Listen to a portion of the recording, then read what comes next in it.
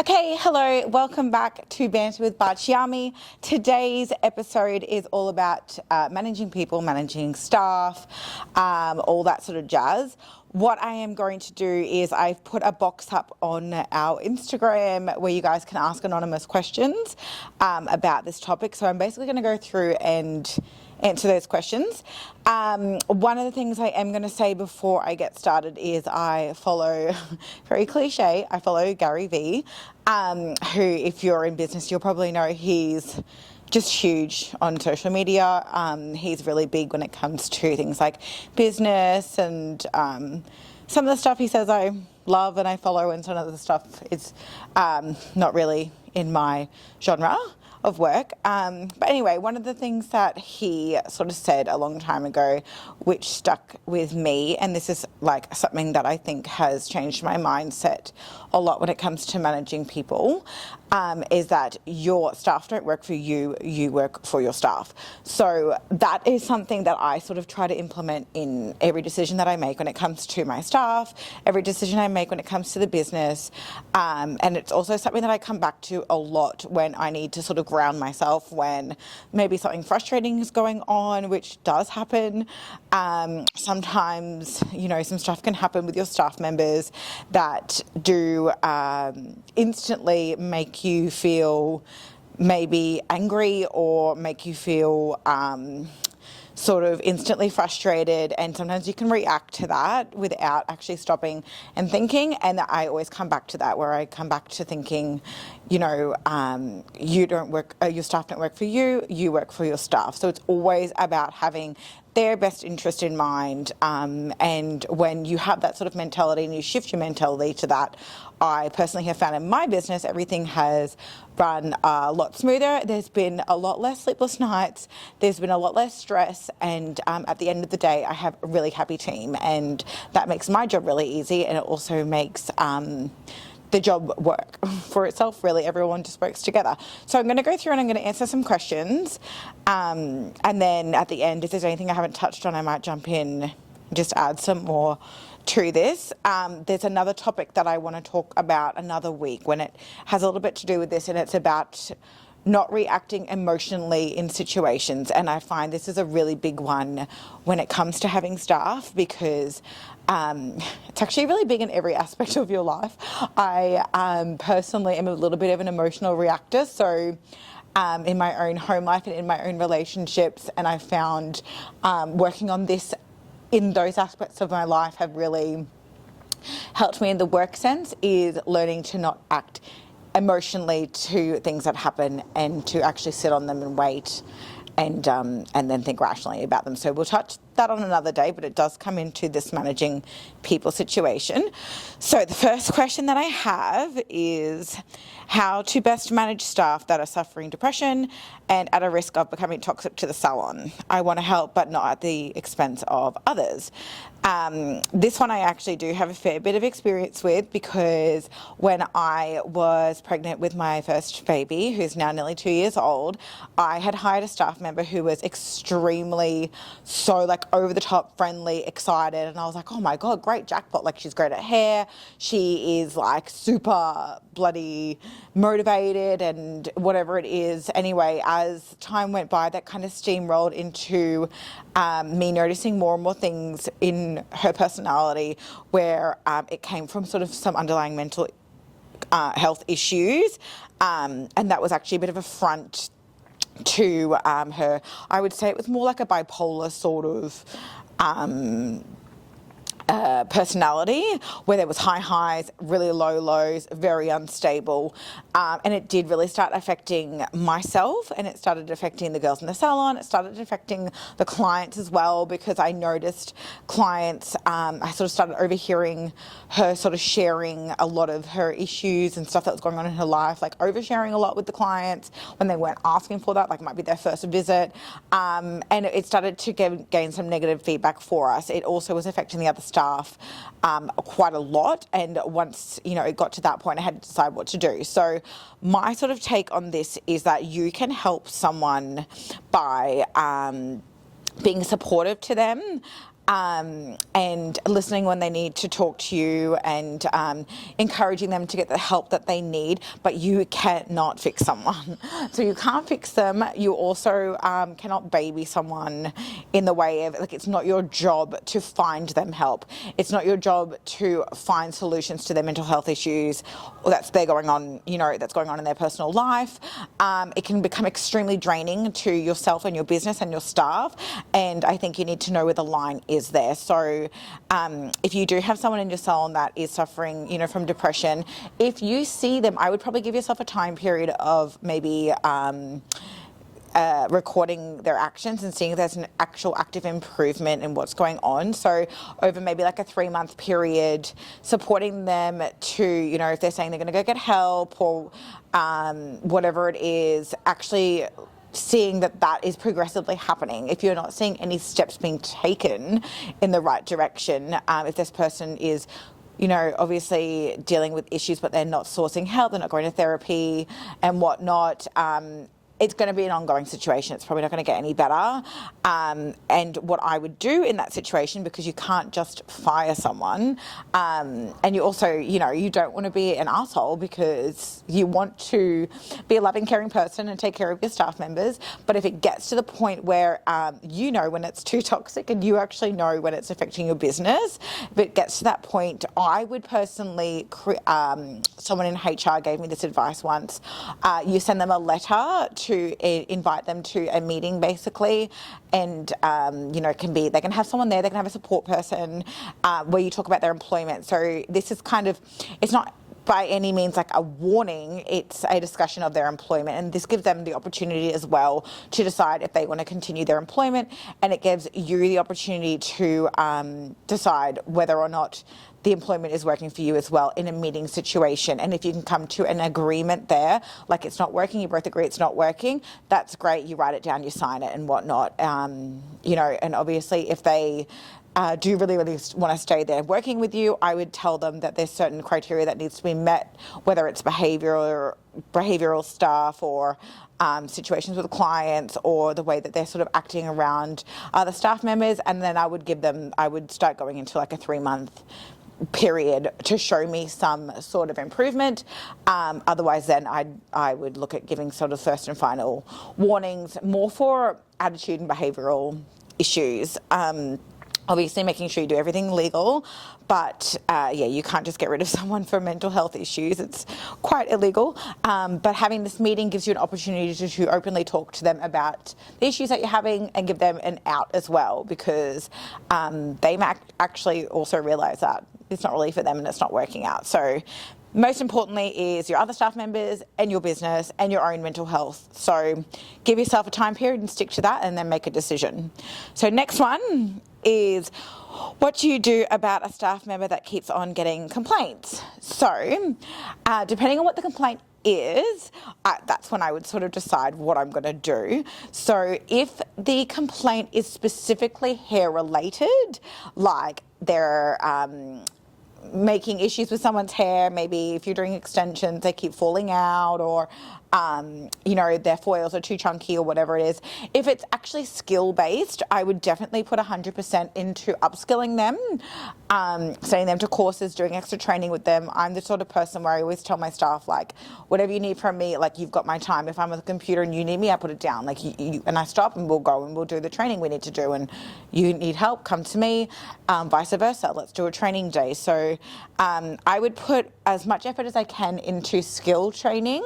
However, if the complaints are about things like what they're talking about, the way they're looking, like, if they're not, like, I don't know, brushing their hair and they look like they haven't slept all night and they're talking about going out drinking the night before, whatever it is, that's when I would basically be giving warnings in that situation. So skill situation, look at upskilling them as much as possible until it gets to the point where if you're not seeing again any improvement whatsoever, that's when you need to make a decision that's right for your business. However, if it is related to other things like their attitude or the way they're making people feel and that sort of thing, then I would start to implement again things that need to change. If I don't see them, that's it. see you later, basically. Because I just know personally, and this isn't in everyone's situation, but people don't change themselves that quickly and that easily. It takes a lot of working on for someone to completely change themselves when it comes to things like their attitude towards life and working and other people and the way they treat people. You're going down a rabbit hole there, and sometimes it's never ending. So I choose my staff very, very, very wisely when I employ them to start with. That's the first step. Be very, very picky. If you're desperate for a staff member, don't just put on anyone, because that is the worst decision you can make. You still need to be picky regardless of how desperate you are for staff. Don't settle. Next one. How do you go about firing someone?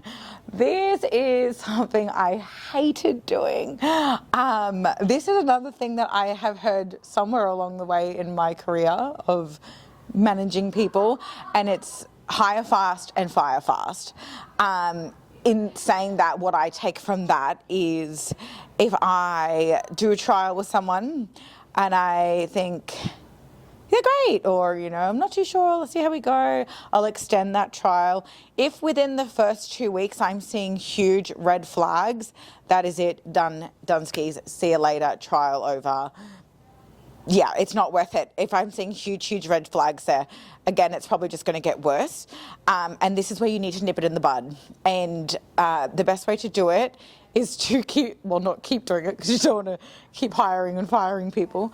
But you have to do it right. You have to have confidence in doing it. You have to contact them and arrange a meeting. Don't just send them a text. You're not going to grow as a boss. You're not going to grow as someone who's managing people and grow with that confidence if you're doing things the get out of jail free card way, by just texting, oh, it's not working out or whatever. Do it properly and practice doing it properly. Have them come in again for a meeting to talk about their employment. Put this in an email. Put everything in emails. Everything needs to be in writing. I've learnt that. Go and get some templates that you can specifically use. A lot of people in HR have these templates. I'm sure you can find them on the web. Invite them to a meeting to discuss their employment, sit down in person and start getting ballsy and literally having a conversation with them. You will just feel so much better straight afterwards, and you won't have that feeling of guilt of just texting someone and then being like, crap, and waiting for the reply. And you'll grow. It'll get easier the more that you do it. But you need to do it the right way. Again, you need to have, if they're a full-time employee, you need to have obviously given them like warning in writing. I always do up my staff contracts. Please have a staff contract in place for all of your staff, and it outlines behaviour and things that are instantly dismissive. So basically, if they cross those lines, it's see you later straight away. And I've found that having that in the contract is really great too, because I don't have to walk on eggshells if it's like, oh, is it legal to fire someone for, I don't know, being abusive to another staff member or whatever it is. If it's in the contract, I have the right to do it.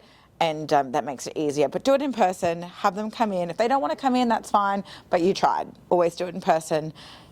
Take a deep breath, look them in the eye, have the conversation. It gets easier. It's really hard to start with, but you got to do it. Do not prolong things like that. Do it straight away. Next one, how do you deal with staff that are entitled and think they deserve more than they are given? That's written strangely. Basically, I've noticed the industry changing a lot over the last 10 years. I've been in the industry now for close to 15 years. Well, 15 years, yes. Things have changed a lot. The way that people expect to get treated has changed a lot.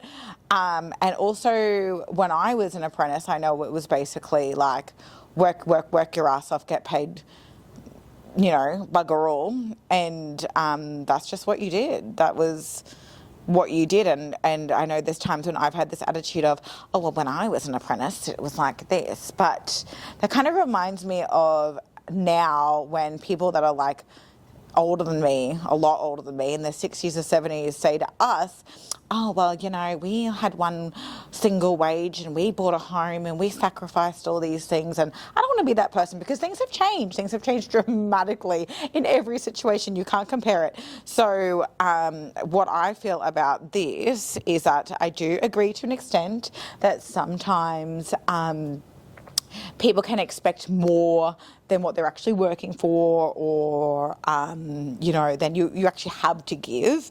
And I get that. But what I would do in this scenario, in order to figure out, I guess, what is, entitlement and what is taking the piss or taking you for granted, is by having things in place that you, basically, it's like for them to sort of do, if you do this, this and this, then you're entitled to this, this and this, and just stick with those. So for me, it's sort of a case of, are my girls, doing the things that are most important to me and that we've spoken about. So the most important things are, obviously hitting targets that we've decided on. At the moment, working on social media. So am I seeing an active progression in working towards fulfilling those things that I've said are non-negotiables, very important to the business? And if everyone is doing what they're, meant to be doing, then I don't mind if you sit down on, it's not your lunch break. I don't mind if you go for a walk with someone down the street to get some fresh air. Like, I'm pretty cruisy, to be honest. It's like, I'm not here for you guys to have a shit time. But if I don't see things happening and things are kind of sliding and things that I've mentioned are important aren't getting done, then, that kind of big leeway of you can do what you like around those times starts becoming an issue, and we have to talk about it. So I think we have to realise that people these days want to enjoy being at work. They don't want to be scrubbing the floor with a toothbrush. They want to enjoy their work here and get home and not be so exhausted that they can't enjoy their night with their family or with their partner or whatnot. In my salon, we only work Tuesday, Wednesday, Thursday, Friday. Everyone has 3-day weekend every weekend, and I absolutely love it. I love it for everyone. I love that everyone comes back to work on Tuesday and they've had a chance to live their outside of work life. I love that I know that I'm paying them enough where they can not only survive, but have money to do the things that they enjoy, because I like my staff and I want them to be happy. So for me, it's about having that balance, basically, and not just having the mindset of money, money, money. It's all about you. It's all about your business. Like I said, this is where you come back to the situation of your staff don't work for you, you work for your staff. So keeping that in your mind all the time. Next one. How do you manage wages, money within the business, and staff targets? Okay, so basically I do this very, very professionally. I am very, very to the book with all of my stuff in business, finance, taxes, absolutely everything like that. I sleep pretty well at night, and having everything organised is very important for me to do that, which is why it's been really important to have a team that can understand these things and help where I need, so it's not just all on me. I sit down and I do the numbers. I do the numbers to ensure that we are making enough money to survive, pay our taxes, hit our targets, which we need in order to, I've done every single outgoing that we have. I know exactly when we can. So that I, ensure that everyone's growing in their business life and work life and home life. And yeah, I know exactly where we are at. So don't just guess what you're taking home at the end of the day. Don't just wait for tax time to get that bill and have no idea what's going on. Sit down with your accountant, just know your numbers. Honestly, there's nothing better. Do up some graphs, sit down, do up your outgoings, and figure out exactly what you need to make per week to be profitable, pay your wages, pay your taxes, pay yourself, and set those targets where they need to be, and ensure that your staff are working towards them. Obviously, if you're not hitting anywhere near them, then you need to make some changes. Don't just hide your head in the sand. That's the worst thing you can do. I did that for a long time. I was kind of like, ignorance is bliss. If I don't really know what's going on, I can't lose sleep over it. That didn't get me anywhere. Face the fears of the unknown, which is, are you actually being profitable or not? And when you know your numbers like the back of your hand, you will sleep better at night and you'll know the changes that you need to make in your business. But if you don't know those numbers, you're going to have no idea and you're probably going to toss and turn when you get your tax bill. So sit down and figure out your numbers. Next one. How do you handle people contacting you all hours of the day? I don't have a very, very strict schedule when it comes to time. I know the time I'm starting work, I know the time I'm finishing work, and I do not stretch it outside of those hours. I have a baby at home, I'm pregnant again now, and work-life balance is huge for me. If I lose a few clients because they tried to call me at 7 o'clock at night, I'm not going to be laying on my deathbed and thinking about that. I'm going to be thinking about the time I spent with my girls, with my family, not about the amount of clients that I didn't get back to after hours. Have 2 phones. That's the best thing to do. Do not answer your Instagram messages. Do not answer your Facebook messages outside of your working hours. Work-life balance is so, so important. If you want this to be your forever business or your forever job, you have to have guidelines for yourself and stick to them. Next one. How do you reward your staff? We do lots of fun things. I often think, what can I do for the girls today? It's the beginning of the week. Let's start it off fun, fresh, get little treaties, bring them in, make sure that everyone is actually rewarded every single day by enjoying their job and being paid well. That's probably the number one thing. You can't get away with having a shitty environment, shitty pay or shitty hours or whatever it is, but then buying them lunch once a fortnight and being like, well, I buy them lunch once a fortnight. The most important thing to your team is being able to pay their bills, enjoy their lifestyle, and have a lifestyle outside of work. So if you're actually giving them those things, that is the best thing you can possibly do. And then after that, you can stretch yourself to doing nice things like going on outings together, Christmas parties, gifts and all that sort of stuff. But don't think that you can get away with doing little nice things here and there to make up for the fact that obviously you're not taking into account the really important things like lifestyle, work-life balance, pay structures, bonuses, all that sort of stuff, because that is the number one thing. That is the most important thing. I truly believe. I don't think you can make up with it. Everyone likes going to lunch, but people also like enjoying their job every day. So I think, yeah, get the groundwork done first. But we do lots of stuff fun together. Last one. Okay, we've already talked about this one. It was kind of the entitled one again. So bringing it back to your staff don't work for you, you work for your staff. So those are the questions answered. I hope that helped you guys. This has been such a big growing and learning stage for me. And I'm still learning all the time. There are times where things really piss me off and things really frustrate me. And I have really learned that the best thing that I can do is stop, take a breath, don't respond, don't go blowing up, whatever it is, don't act emotionally, which I'm really good at. And think of all of the amazing things that your staff do for you. Do they show up every day? Do they have return clients? Are they great people in general to be around?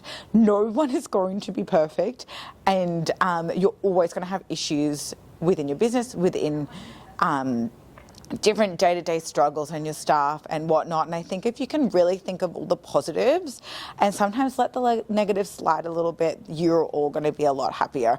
And just realize that, you know, give a list of the most important things in your business with your staff. And if those are being met, let the little shit go, honestly, because, you know, I've had a great team now. I've had a great team for a long time now. And I do feel like everyone's pretty happy here. I'm really happy here. I'm sleeping well at night. I'm getting time with my family.